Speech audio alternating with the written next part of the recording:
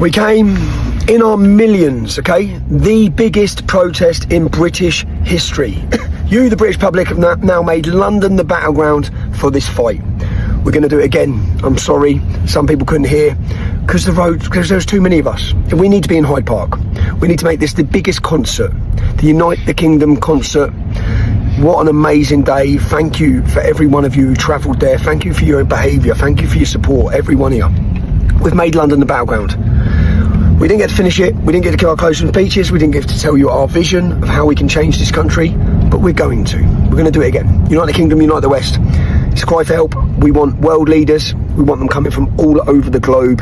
London has been chosen. You, the British public, have made that happen. If you attended, did you have a good day? Do you want to do it again? Okay? We've just broke every record on the amount of people who have ever protested, on probably live viewers on X, all over the board. So I'm tired, a long week, but every one of you helped us make history today. The fight's not over, it's just starting. That's the reality, yeah? We need all of you to get involved. Everyone. We've all got a role to play. Don't talk about change, be the change. That's the reality, yeah? That's what we need. Thank you to Elon Musk, man. What a moment. What a moment. I got 20 minutes out of Elon Musk's time. He gave that time to you, the British public. He spoke up for us. He's continued to fight for us for free speech, as have Donald Trump, as have JD Vance. So when you voted, if you're in the United States, when you voted to save America, it weren't a vote to save America, okay? Everything you've seen today would never have happened without your vote. It's a vote to save the West. The fight back is on. We are fighting back. There is a cultural revolution happening. I'm happy, man. I'm hungry, but I'm happy, yeah? God bless. God bless Charlie Kirk. Rest in peace, sir. Tommy Robinson's speech is designed to mobilize and elevate the crowd. By calling the protest the biggest in British history, he frames it as a historic turning point rather than just a march. He repeatedly addresses the British public, casting them as central actors who transformed London into a political battleground. Robinson mixes politics with cultural imagery, calling the protest a concert and promising an even bigger event at Hyde Park. This reframing makes activism feel like celebration, appealing to younger audiences. The speech also stresses gratitude and unity, thanking supporters while reminding them that the fight is not over, it's just starting.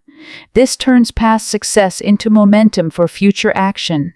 Notably, Robinson links the UK struggle to global politics, praising Elon Musk, Donald Trump, and JD Vance as allies in defending free speech and saving the West.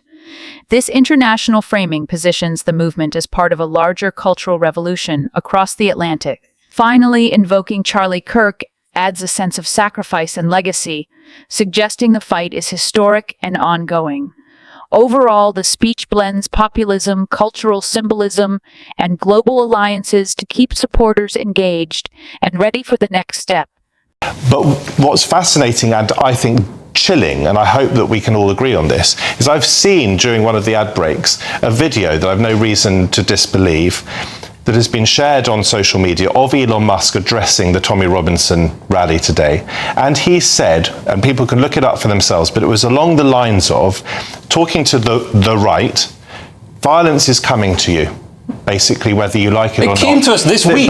Violence is coming to you whether you like it or not. So you can choose effectively to fight back or not. Now, that seems to me to be as close as you can possibly get to inciting violence. And I will stand here as a left-leaning commentator and utterly condemn the brutal killing of Charlie Kirk. And I utterly condemn any form of political violence, whether it's against people on the left, the right, the centre. And I've certainly seen violent rhetoric from the centre as well as the right, and no doubt from the left or the further left, the hard left, whatever you want to call it. I condemn it all. The idea that we have got a foreign billionaire inciting people in this country effectively, in my view, to violence is deeply disturbing, and everyone on this panel should stand united against that, in my view. But that's my point. That's the point I am making about Elon Musk. I don't want him interfering, and I certainly don't want him inciting violence. Now, I don't think he directly... Would you be as upset if Barack Obama? I think he did it quite obliquely. Have you seen the clip? So I just want to clarify what he's saying. Hang on a minute. Hang on one moment. but you just read the words out to me and it didn't seem too direct to me. Nevertheless, I mostly agree with you. I don't want him to be interfering in our politics. But I have to say, to kind of project or even forecast that there will be violence, when what we can largely see from this rally, let me finish, what we can largely see from this rally is that's a really low number of arrests. Mostly it was non-violent. And one of the things the governor of Utah said after the assassination of Charlie Kirk, that the remarkable thing was the low level of violence. There was no real reaction across the whole state. So to be projecting violence onto a situation that doesn't need it is entirely wrong. All right, number one, he wasn't projecting violence. I mean, you've already said, you're interpreting his words. When politicians say, we need to fight, that doesn't mean we need to fight with a big axe. He was talking about violence. Let me clarify his words. Let me Leo finish. Violence is coming. Let Leo finish his words, and I'll read the words he said out. But also, I'm not sure. Maybe it did call for blood in the streets. I don't know. But also, I mean, it's strange for the left to be saying, "Oh, why is the right so violent?" Just a couple of days after a right-wing commentator was gunned down and killed in front of his family. Two things.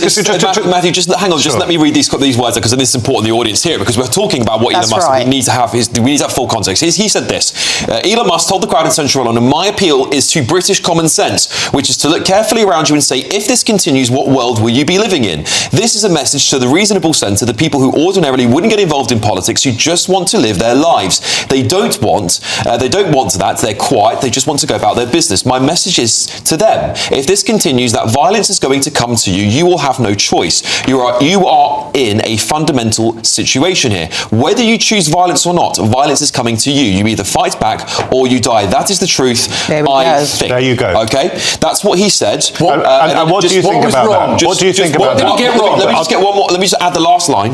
He said, "There's so much violence on the left with our friend Charlie Kirk getting murdered in cold blood this week and people on the left celebrating it openly. The left is a party of murder and celebrating murder." I mean, let that sink in for a minute. That's who we're dealing with here. The exchange between Linda Duberly, Leo Kearse, and Matthew Stadlin highlights the polarizing effect of Elon Musk's remarks at the Unite the Kingdom rally. Duberly frames Musk's words as irresponsible incitement, warning against projecting violence onto an already tense situation. Kearse pushes back, arguing Musk's comments were not violent, but rather supportive of free expression. Stadlin's involvement underscores how the debate is less about the words themselves and more about how they are interpreted in a politically charged environment. This clash reflects a broader struggle. Whether Musk is empowering free speech or recklessly emboldening a movement already accused of extremism.